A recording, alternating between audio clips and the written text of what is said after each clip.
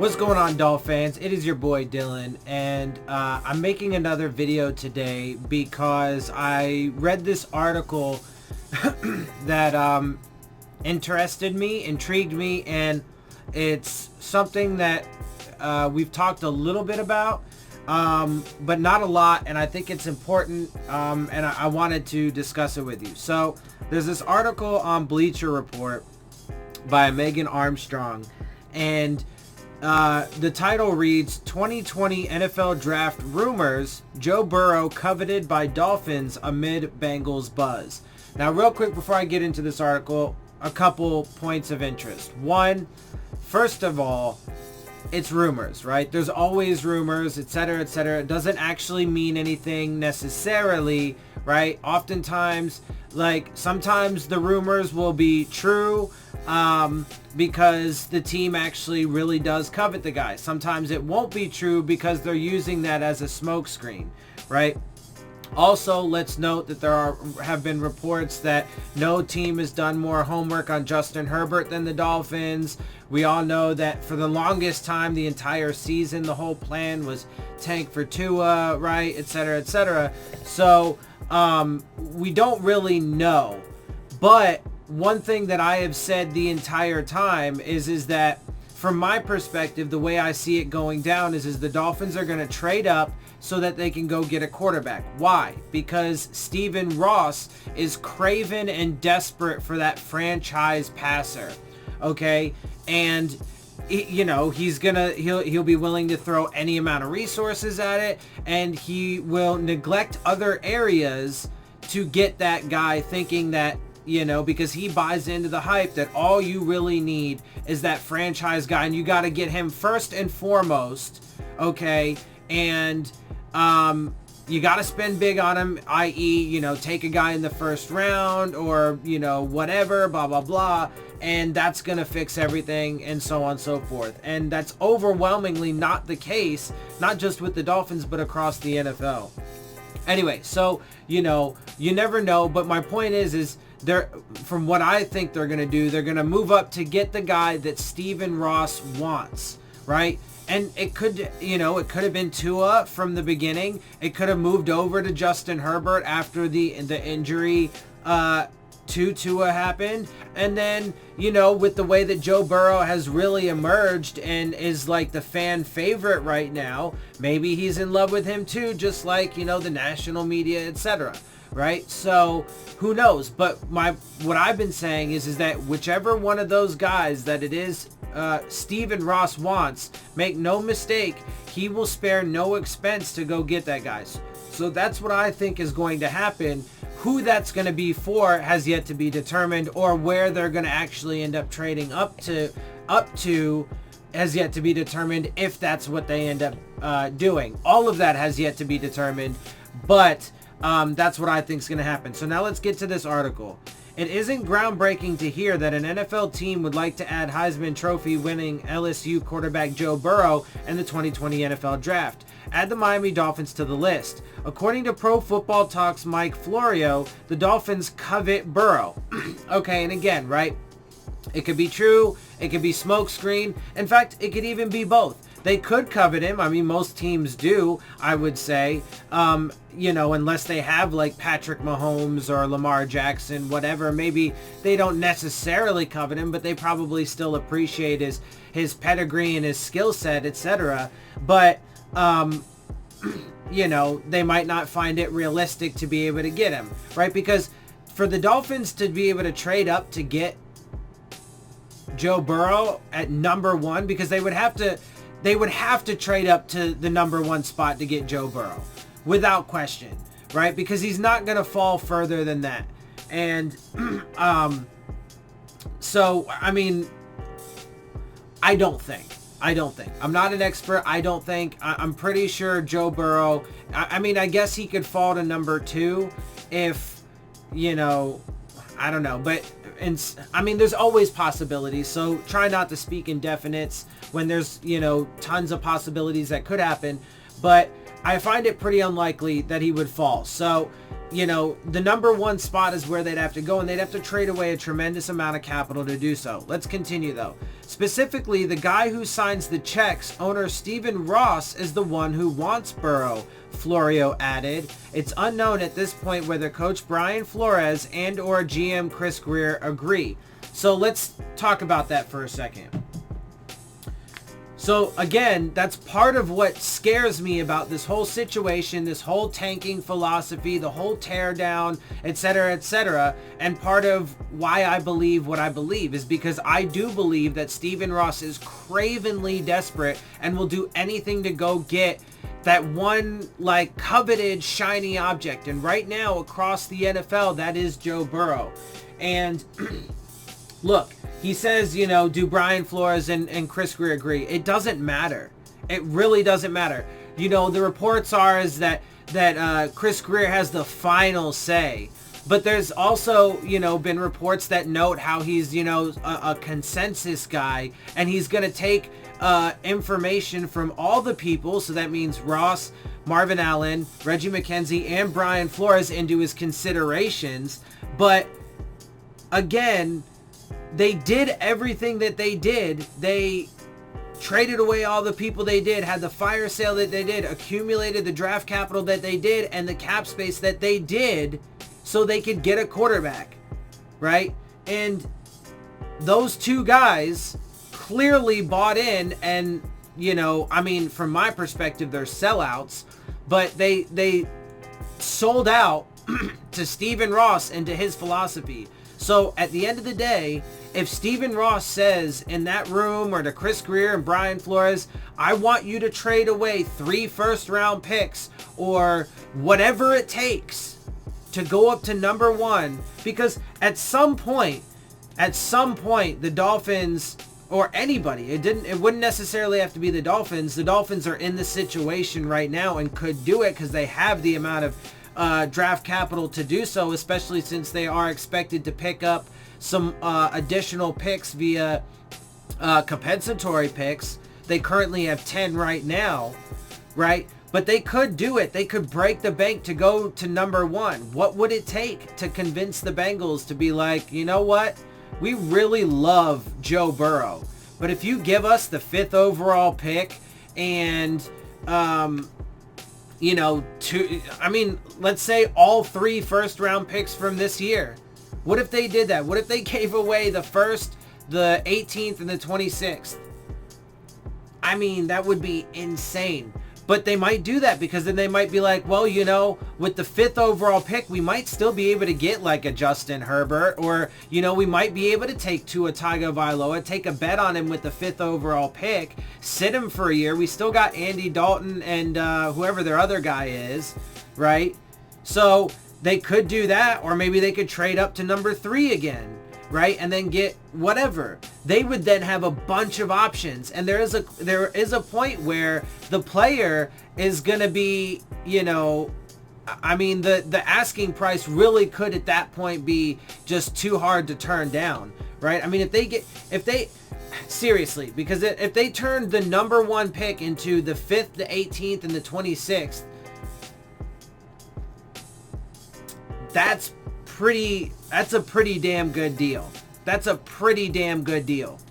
I mean, that's because that's an immense trade back. Like that's how you build a team, you know, smartly, right? The 2 first-round picks that we got for a generational talent in Laramie Tunsil and Kenny Stills, to me, was not it, because 1, you didn't know where those picks were going to be. 2, you don't know what you're going to be able to get for them. And then 3, if you end up trading those picks away, or 1 or 2 of those picks away to go chase a guy, then it ends up anyway. So I do have concern that Stephen Ross is desperate enough to go do something like that, and Chris Grier and Brian Flores don't matter in that equation at all from my perspective. I mean, sure, I would venture to guess that in those moments he'll let them say some words, but I really don't believe that it actually would do anything or sway his opinion. If he says, I want you to go get that quarterback, he might listen to what they say and then afterwards be like, go get the quarterback. I don't care what it costs. Miami owns the number 5th overall pick after finishing 2019 at 5-11. Burrow is expected to go first overall, which would place him with the Cincinnati Bengals if they decide to stay at number 1. ESPN's Adam Schefter reported Sunday that the Bengals have no intention of trading down, but Cincinnati Director of Player Personnel Duke Tobin hit the pause button on that. That's news to me, Tobin said Monday in response to Schefter's report, according to team reporter Goff Hobson. So, look, obviously, again, anything that comes from the media and these, organizations, you got to take with a little bit of a grain of salt, because you can never really tell whether it's true or whether if it's intentional smoke screens to play up narratives or pressure other teams to do certain things. However, Adam Schefter is a pretty respected guy and does have, I would venture to guess, adequate sources. However, it's also worth noting that maybe that was the position, potentially that could have been the position of the Bengals, but maybe the Dolphins have been talking with the Bengals and said, you know what, we'll give you, maybe they've already offered some, king's ransom for the number 1 pick, and that's what's caused them to hit the pause button on saying for sure, we're sticking number 1, whatever. Maybe the Dolphins have pitched to them some insane fucking trade back that has been like, we weren't going to trade back, we were going to take Burrow, but man, look at that pot.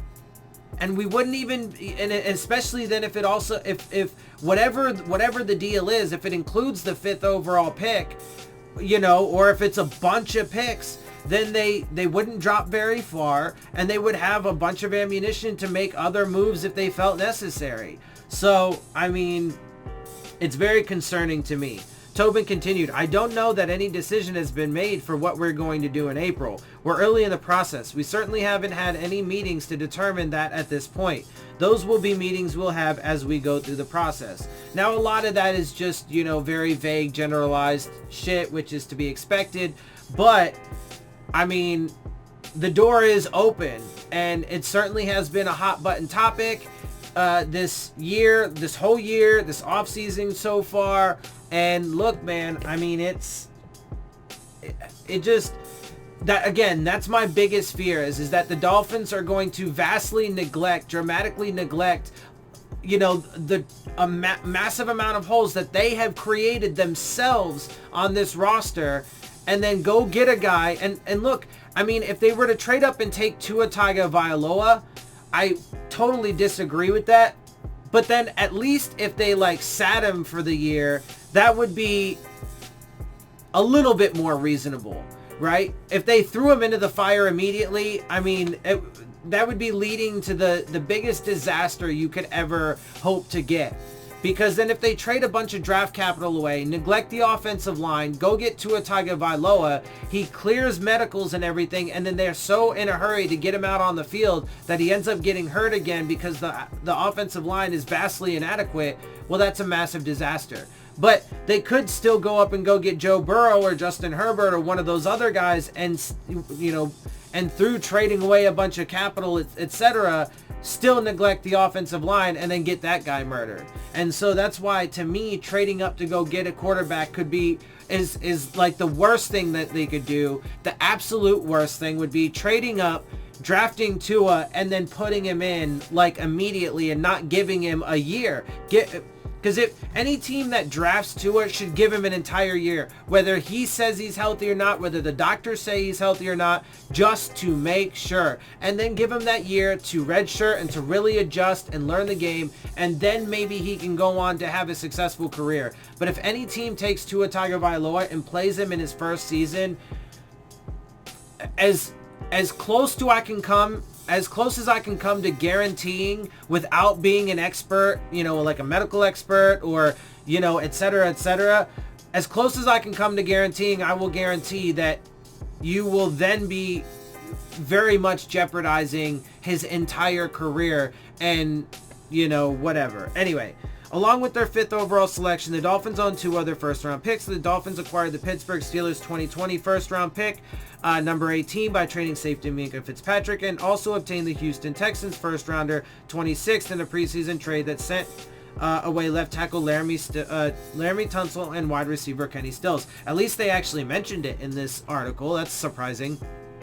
That it was actually for both of those receivers, or both of those players, not just Laramie Tunsil.